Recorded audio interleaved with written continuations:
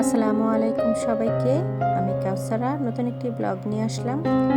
আজকের ব্লগে আমি আমার ব্যালকনি বাগান থেকে যে শাকটা উঠিয়েছি সেটাই দেখাবো। মূলত আজ থেকে প্রায় 20 দিন আগে আমি বাজার থেকে যে পুঁই শাক এনেছিলাম সেটা রান্না করার সময় ডাঁটাগুলো রেখে দিয়ে 2-3 দিন একটা গ্লাসে ডাঁটাগুলো রেখে দিয়েছিলাম। এরপর যখন শিকড় গজিয়ে যায় তখন আমি এই টবে লাগিয়ে দিয়েছিলাম। এর কিছুদিন আগে আবার কলমি শাক উঠিয়েছি। আমার চ্যানেলে অথবা ফেসবুক পেজে আপনারা দেখতে পাবেন আমি কলমি শাক উঠিয়েছি। এই যে দেখতে পাচ্ছেন লাস্ট মাথায় একটা কর্নারে কলমি শাক দুটো টবে লাগিয়েছি। সেটাও এইভাবে আমি প্রক্রিয়া করে লাগাইছি। বাজার থেকে যে শাকটা এনেছিলাম খাওয়ার পরে ডাঁটাগুলো লাগিয়ে দিয়েছি। এভাবে আমি অল্প খরচে যে শাক বুনতে পারি বা শাকটা আমার বাগানে গ্রো করেছে আলহামদুলিল্লাহ অনেক সুন্দর হয়েছে শাকগুলো। দেখতে পাচ্ছেন এগুলো আজকে আমি ডাল দিয়ে চিংড়ি মাছ দিয়ে রান্না করব। এই যে কেটে বেছে ধুয়ে আমি পানিতে ভিজিয়ে রেখেছি যেন কোনো প্রকারের বালি না থাকে, বালি থাকলেও যেন পানিতে পড়ে যায়।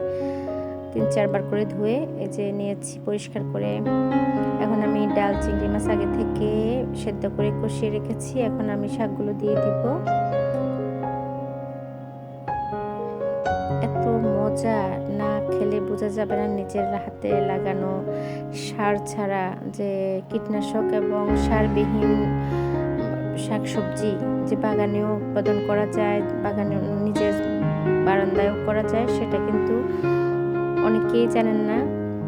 নিজের ব্যালকনিতে যদি অল্প করে জায়গা থাকে আপনারা 2-1টি টবের মধ্যে লাগিয়ে নিজেরাই শাক খেতে পারেন।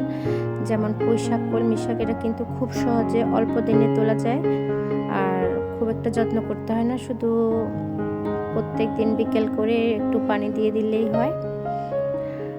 আর রান্না করেছি আমি আজকে ছোট মাছ, কাচকি মাছের সাথে কাঁচামরিচ, পেঁয়াজ, টমেটো দিয়ে আমি হাতে মাখিয়ে বসিয়েছি। এরপরে রান্না করব হচ্ছে 4টা কাঁকরোল ভাজি করেছি, সাথে 2-3টা ভেন্ডি ছিল, ভেন্ডিও দিয়ে দিয়েছি। আজকে ঘরের সবজি শেষ হয়ে গিয়েছে, যে কটি সবজি ছিল এই কটাই রান্না করেছি আর বাগান থেকে তুলে শাক রান্না করেছি।